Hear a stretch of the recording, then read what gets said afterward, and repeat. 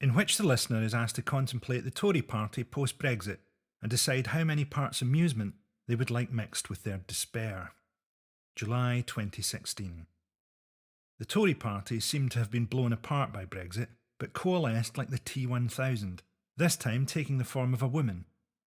Andrea Leadsom, a sort of defrosted Theresa May, said that she was withdrawing in the national interest, but the suspicion will remain that she was ordered to stand aside by some blasphemous tentacled demigod addressing her through a rip in time.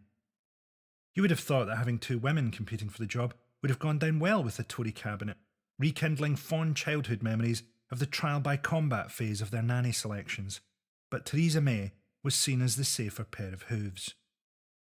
May immediately vowed to unite Britain, my guess is against the poor.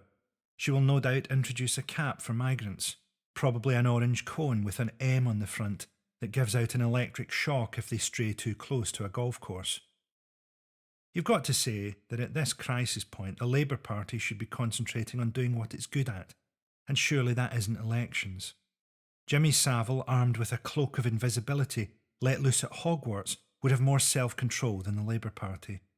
A headline in The Guardian quoted a colleague describing Angela Eagle as tough in the best possible sense, although personally, when I think of tough in the best possible sense, I may be thinking of al dente pasta rather than voting for a war that killed hundreds of thousands of civilians.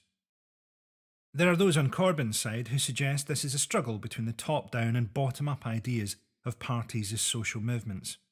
I mean, it might be. It might also just be a struggle between people who don't really seem to know what they're doing and people who have some really firm ideas about how to change direction that are terrible. Angela Eagle was widely derided for not putting forward any policies at her campaign launch, but really, I think everybody knows the kind of things she stands for, and she was wise not to mention any of them. Indeed, given the makeup of the electorate, the whole thrust of her campaign should be to try to stop people remembering what she represents, and ideally, who she is. It's hard to know whether all this is taking it out of Corbyn, due to his clever tactic of starting each day looking like he slept in his car.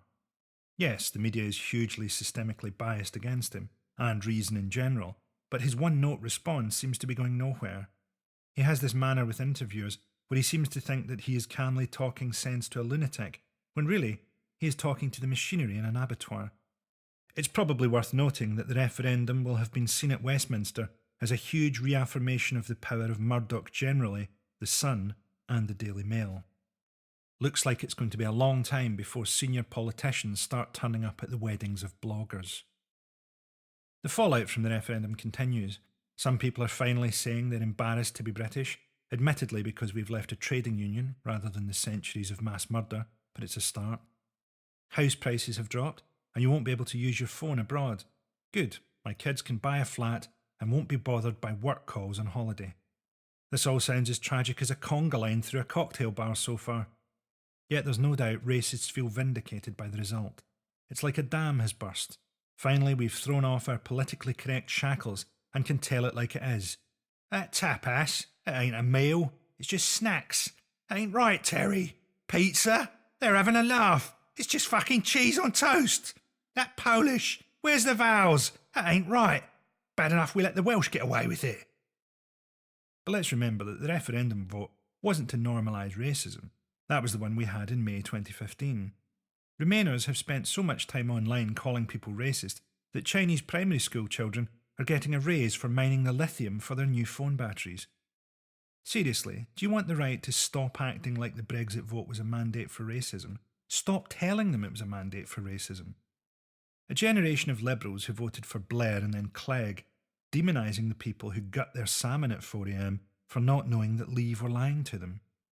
We were changing the EU from within, cry a group of people who stayed at home watching Netflix, while 21 UKIP members were voted in at the 2014 European elections.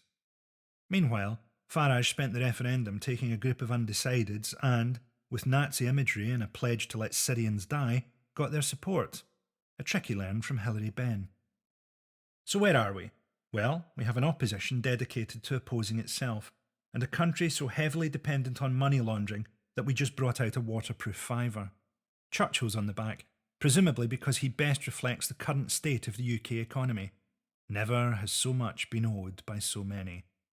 We also have a ruling class that has trained itself to look for opportunity in every crisis, no doubt wondering how it can get rid of all the best bits of EU membership and retain the most iniquitous.